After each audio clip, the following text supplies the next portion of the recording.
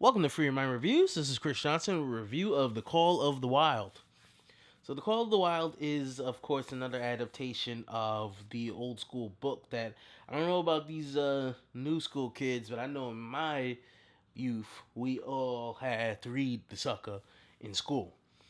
Uh, Now, I actually, in a conversation with my family last night, realized that I've actually never seen any other adaptation of the book. I've just read the book.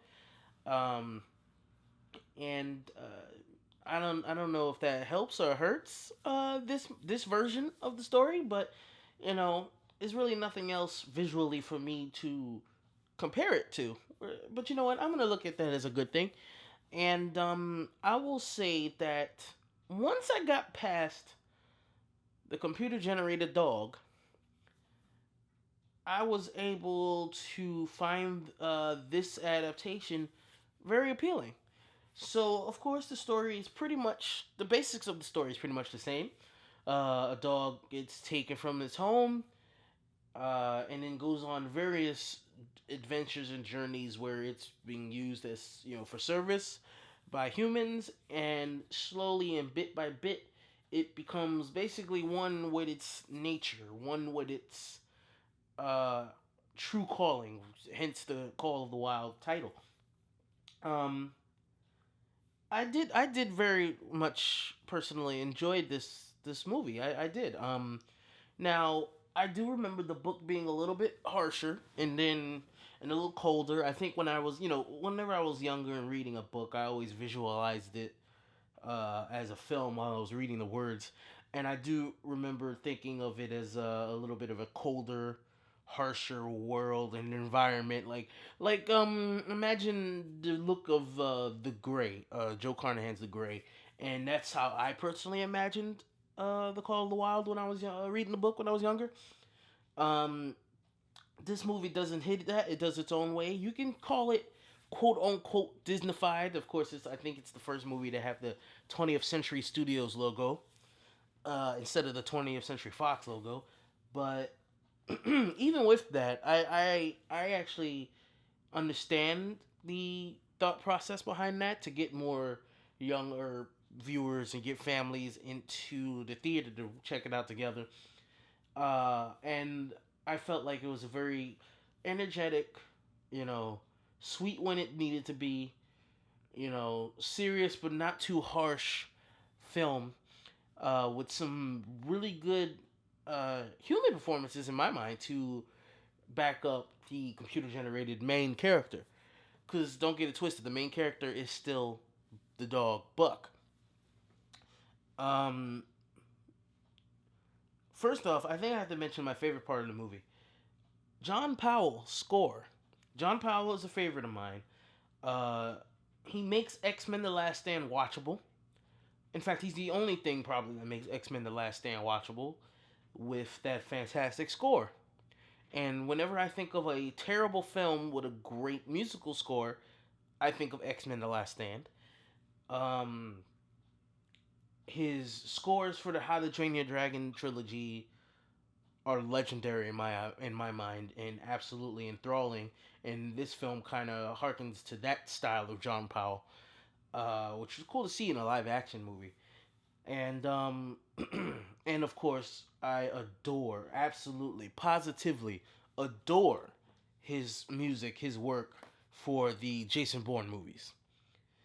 They set the tempo so well, such a distinct style from James Bond, from Mission Impossible, feeling like true espionage, true mystery, true intensity. I can't imagine a Jason Bourne action scene or car chase without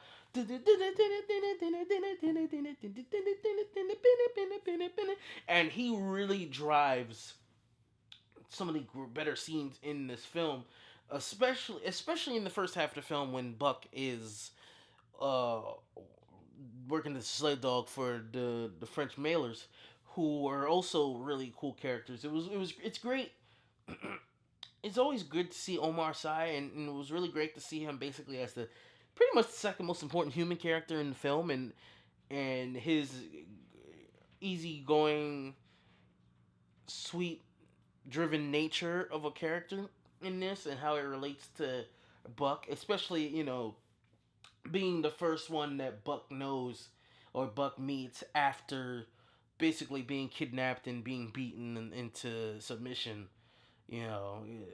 Seeing that kind of harkens back watching slave movies. Honestly, that was the first thing that popped up in my head. I was like, oh man, this is the dog version of the scene where Solomon got beat with that giant stick in the boat in 12 Years a Slave. Yeah, I went there. Um, so those scenes between Buck and Omar Sy's character and his female companion are, to me, very enthralling, very interesting, very sweet. And of course, those are the scenes where Buck really starts to grow and strengthen as a dog in his environment because he has to.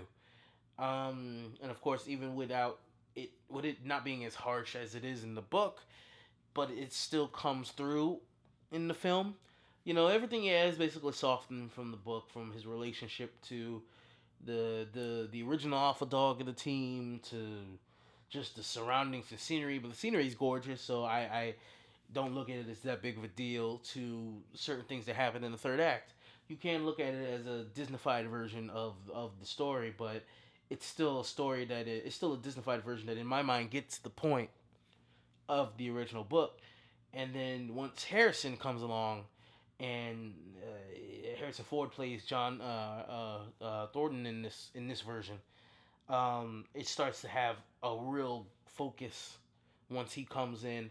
Change his backstory, of course, a little bit to make it a little more streamlined for this version of the film. And I just thought the scenes with Harrison and Buck and the loyalty that the two of them show each other, and the fact that John Thornton kind of treated Buck not as a pet but as an equal being. Those were really fun and really interesting scenes to explore. I did see some complaints about a certain character in this film who's basically a cartoony, twiddling his mustache villain.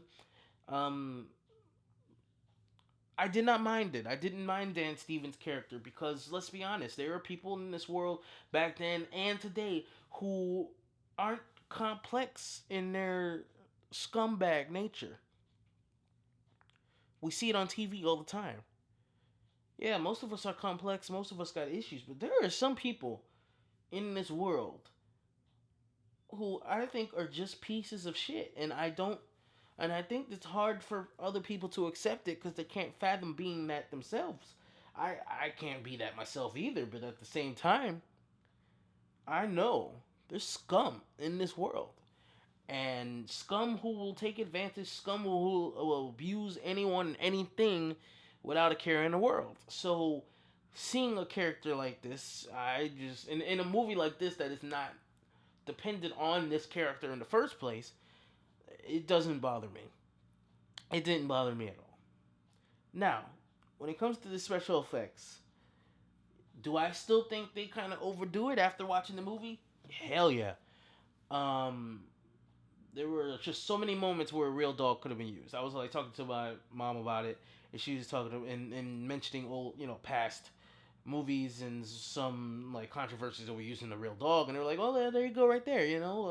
That's a reason to use the CGI dog."